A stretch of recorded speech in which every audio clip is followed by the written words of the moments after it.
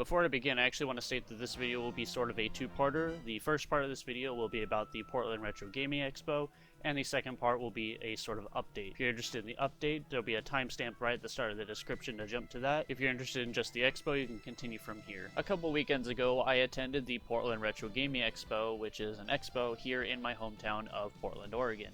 The expo is just about, retro gaming.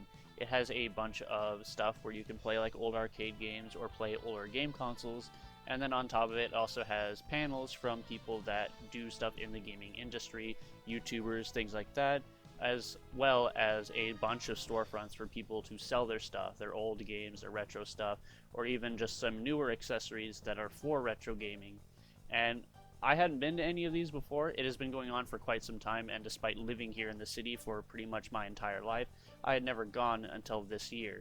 And the one big reason for that is I actually had something in the show this year, which will be shown off later in this video, and that and a lot of the people I wanted to meet ended up going, so I wanted to go and attend it this year and see some things for myself and maybe pick up a few things. Now, the problem with it is I didn't take as many pictures or videos as I would have liked, mostly because I'm really bad at that, and I feel kind of awkward taking pictures and videos, even though there's a lot of people doing that. I just don't really do it, and so it sort of slipped my mind a lot. But a lot of the things that I was really interested in, I did take pictures of, and there are a couple of videos I did take. However, they are of panels of people, and I don't know if I'm actually allowed to share those videos, so unfortunately they will not be in this video, but I will link the channels that those videos are towards in the description if you're interested in the people that I'm interested in. So I attended all 3 days of the expo, and the first day of the expo was just an arcade. There was a lot of arcade cabinets and a lot of older game systems set up for people to try stuff. And walking around the arcade room, the first thing I noticed was they had a huge TV set up with a bunch of GameCubes plugged in as well. Walking around the floor, there was quite a few game systems set up. Here, I just took a picture of a guy playing Metroid Prime on the GameCube. So they had some fairly recent stuff in there as well, but they even had stuff going way back to even before the Atari 2600 set up around the place.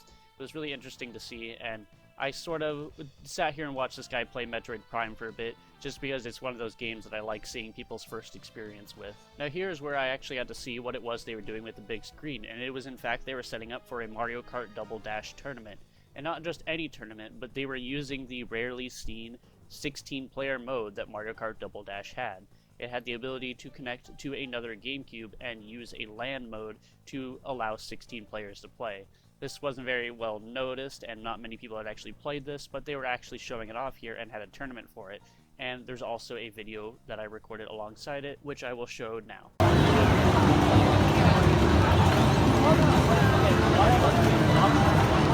Alright, and the race is off. Yoshi and Mario in first. What else is kind of cool to see is they actually had an F-Zero AX machine in there as well. This is sort of a rare thing to see, as this was actually a Nintendo arcade game based off the GameCube hardware, and F-Zero AX was to coincide with F-Zero GX to the GameCube.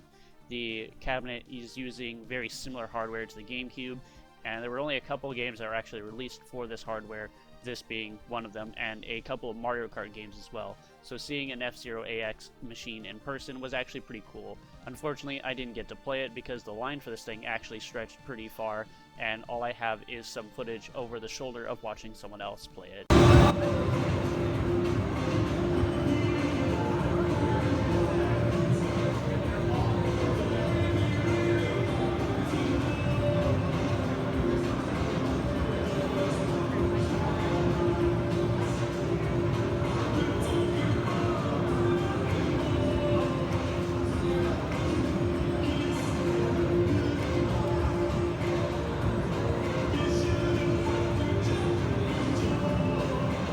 They also had a Dr. Mario tournament going on at the time, which I didn't know until I tuned in for the finals, but it was actually a world championship as well. I didn't watch too much of it. I did come back for the finals for the tournament and got to see the guy who won, which apparently is known as the best Dr. Mario player in the world. Didn't really pay too much attention to who he is, but it was actually pretty interesting to see how much these people could work with. This guy actually at one point had so much garbage on his screen that I personally wouldn't have been able to do anything with it and probably would have choked immediately. but it was really cool to see these people play such an old game and something that you wouldn't really consider to see being played at a high level, in fact being played at a high level. So that was really cool to see. I have some other pictures here just randomly thrown in. I have a picture here of a little kid playing Taiko Drum Master. This was actually something that was pretty funny to see. This was actually the Japanese version. This kid had no idea what was being said or he was even reading, but was in fact enjoying the game, and I thought that was pretty funny to see. And also the fact that seeing a Drum Master game is also not that common. They of course also had a couple of melee stations set up for people that had brought their own controllers to go and sit down and play some melee friendlies with one another. There was also apparently a melee tournament there, but I didn't catch any of that. But there were quite a few people playing this, as you would expect. Here's another image of the Dr. Mario tournament. Like I said, I did come back for the finals, and these were the last two people in the tournament of the whole thing. The guy on the left of the screen there is the guy who won. So if you're interested in that, there probably is a video somewhere, however I don't know where it is. If I find it before this video goes up, I will link it in the description. Every year the expo has sort of a museum thing set up where they have a specific theme that they want to show off. Well, this year it was a expo about Nintendo, and this is actually where something of mine is actually in here. Now, the thing that caught my attention immediately was that they had paperwork and the original Nintendo World Championship cartridge. For those that don't know, maybe don't have too much experience with retro gaming, the Nintendo World Championship cartridge is often considered one of the most rare games in existence, with only a few cartridges actually out there in the wild. Legitimate cartridges, that is. There's a lot of fakes, but this is one of the original cartridges used for the tournament, and only the people that finished in the top placements got to actually keep the cartridge, which is why there are only so few of them. There was also, this guy brought his original badge and some paperwork that was actually from the tournament as well, showing the authenticity of it. This was actually really cool to see, as once again, these are so rare that they actually cost hundreds of thousands to buy one of these cartridges. It's considered newsworthy when one of these shows up on something like eBay. And then here, my thing wasn't really shown off too well. It was sort of a side note, and that's because the museum was mostly about the NES era. But down here at the bottom shelf is my IQ Player. If you don't know what the IQ Player is, it is basically China's equivalent to the Nintendo 64. It is a very obscure game console and not very well known. They're very odd, very difficult to come across. They're pretty expensive up on eBay, and I just so happen to have one complete in box. This is actually one of the rarest things that I possess, and I offered to allow them to show it off. Now, they didn't set it up or anything because it's actually sort of a hazard to have set up, simply because the game system is all-in-one controller, and that results in the thing getting hot pretty quickly, and these stations that they had set up were going for upwards of 12 hours a day, and this game system gets burnt, or it gets pretty hot to the touch after 1 hour. So I mentioned that it might be a risk to people of the younger age to have it plugged in, and if they want to touch something that might have been on for several hours. But it is something that I had in here, which is why I wanted to go. And this was something I got to do a lot of Q&A about. I got to talk to several people that were interested in what it was and explain the history about it. So if you're interested in me talking about this thing specifically and want to see a video on it, then let me know. I'd be interested in doing something like that. Moving back to the main part of the museum, they also had quite a few Famicom stuff set up, which is the Japanese version of the NES. They just had a couple of games lying around that I was interested in taking a picture of, as it's actually very uncommon to see mint condition Famicom stuff. They also had a fully functioning NES test station. Now, I'm not too sure what this was other than obviously testing stuff. I would imagine this was probably used by Nintendo to make sure that cartridges worked or something. I didn't bother to ask anyone, and there actually wasn't any documentation stating what it was for, but if I had to guess, it was just to test NES cartridges before they went live. One of the final parts of the museum showed off the fact that the NES and Famicom technically still live on through homebrew and just fan-made random games like that. And here I thought it was kind of interesting because they had quite a few homebrew games shown off, and they talk about how even later properties like shown here, Legend of Zelda Ocarina of Time, and oddly enough even Final Fantasy VII Advent Children, were adapted into sort of NES-style games. And they thought that this was interesting to show off and shows how the NES still continues to live on through people that are dedicated to making stuff for it. Moving on was the second day of the expo, and here is where all the vendors got to come up. and you got to go around and actually see things that people had for sale and purchase stuff. The reason I took this picture is not only did this guy have one of the more rare Nintendo 64 games in Clay Fighters, the Sculptor's Cut, which in theory I think there's only like 10,000 of them, which was specifically sold at Blockbuster, but this guy also had a not-for-resale Donkey Kong 64 cart, and not-for-resale means that it was a demo cartridge used at stores like Walmart and to promote the game, and technically those cartridges were supposed to be trashed after the demo units were done. However, that was not the case, and quite a few people kept these not-for-resale carts, and now they sell for a pretty penny.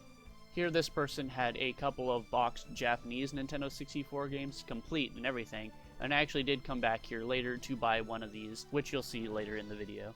This picture I took because I'm actually a big fan of the Mega Man, Battle Network, and Star Force series, and seeing a sneak preview disc for the anime that they had was actually pretty funny to see. It's kind of hard to tell with this glare, but this is actually a picture of the Action 52 cartridge, which was the most notorious unlicensed NES game. Here's just a picture of a boxed and sealed copy of Mega Man Battle Network 5 Team Proto Man.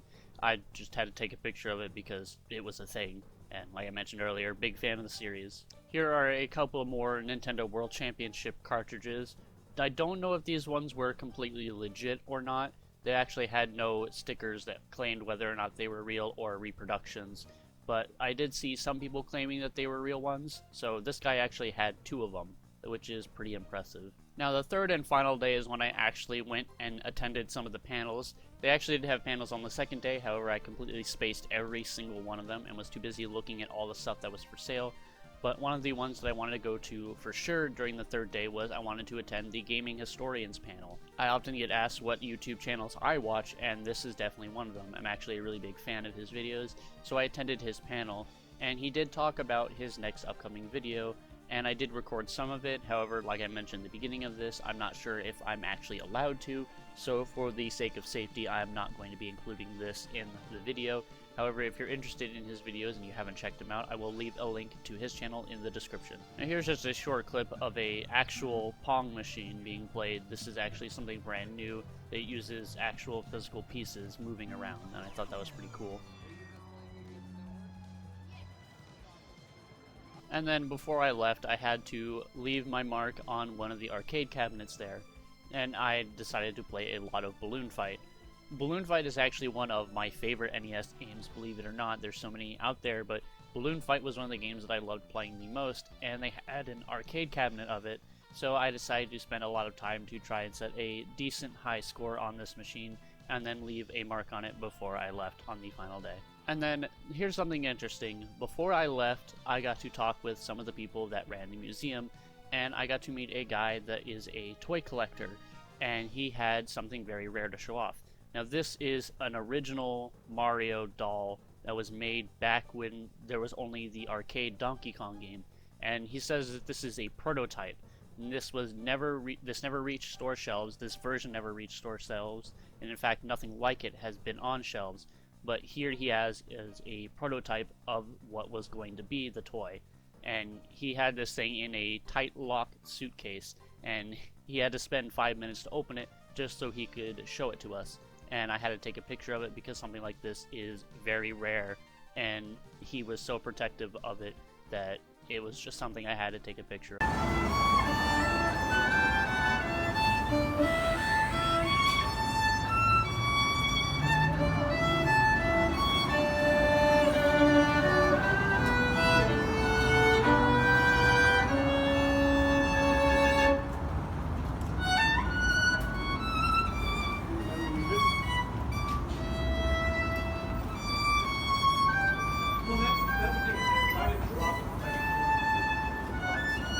And that pretty much concludes all of the things that I have taken pictures of or videos of from the Portland Retro Gaming Expo. I did get to meet a few people that I wanted to. I got to meet Pro Jared, which is another channel that I watch. I'm a big fan of his stuff. I also got to meet the Completionist, who was a really nice guy. I wanted to meet the Gaming Historian, however, I wasn't able to find him after his panel. Another person I wanted to meet was Metal Jesus Rocks, however, he was busy every time that I saw him with a couple of people, so I didn't want to interrupt anything, so I just let him be. But yeah, it was a lot of fun. I got to meet some people I've been wanting to meet. There was a lot going on, a lot of things that I really enjoyed seeing. And now I guess we'll just show off the few things that I did pick up. So I didn't pick up too many things because a lot of the stuff was actually pretty spendy, but here are the 4 things that I did buy. I bought a boxed copy of Donkey Kong 64, complete and everything, and it is in Japanese. In fact, all these are Japanese. They were a bit lower in price compared to the North American versions, which is why I picked them out. But this box copy was surprisingly in good condition, and like I said, it came with everything. The cartridge, the manuals, and everything is inside that box. I also got a Japanese copy of Pokemon Stadium 2, which is in Japan known as Pocket Monster Stadium Gold and Silver because it isn't Pokemon Stadium 2 over there. I got a Japanese copy of Diddy Kong Racing, and this is one I had to specifically mess around with because there was quite a few of these cartridges. However, I'm looking for a specific version of this one.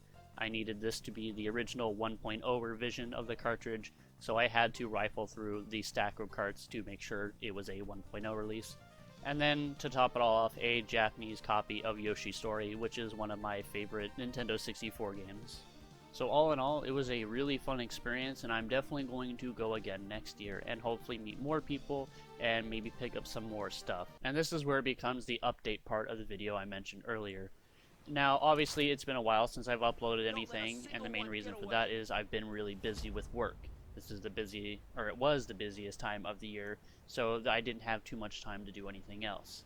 The other big thing is there really hasn't been any interest in me to play Splatoon, and that's the sort of thing that this channel was known for.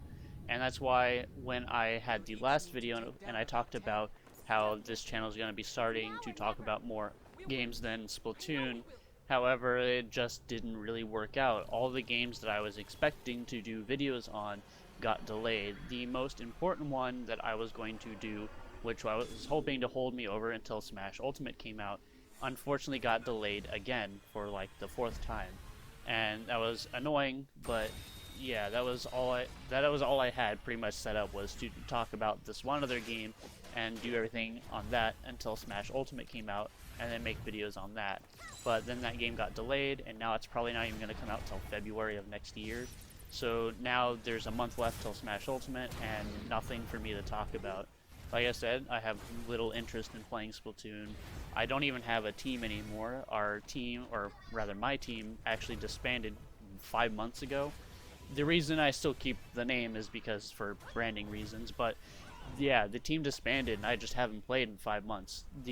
So there just hasn't been any desire for me to bother playing, and so there just hasn't been anything for me to talk about. So that brings me to what's going to happen now. Well, obviously when Smash Ultimate comes out eventually, next month, that's going to be something I will be talking about and I'll have several videos on. But other than that, what's going to be happening? Well, I've decided to maybe consider start making more scripted videos, things that are actually like topic focused for other things, sort of in the vein of some of the YouTubers that I watch, like Pro Jared. He already has videos that talk about one game specifically in a sort of review aspect. I've considered doing stuff like that for the longest time, and it was actually something I wanted to do back in my original YouTube channel back in 2009. However, I just never did it. I'm considering to do it now, and I do have 2 videos lined up that I'm thinking of doing. I have recorded stuff for one of them, but nothing for the other. But yeah, this is something I'm considering, doing scripted review sort of stuff like that. So if you're interested in that, feel free to let me know. Then, obviously, when Smash Ultimate comes out, I'll be doing videos on that. Not exactly sure what kind of videos I'd be doing. Maybe, like, matches, obviously. I'll be showing off some matches that I play. And other than that, maybe just, like, combo stuff or things of that nature. I don't know, tournaments, whatever. I do plan to play in tournaments for Smash Ultimate, kind of like how I did for Splatoon.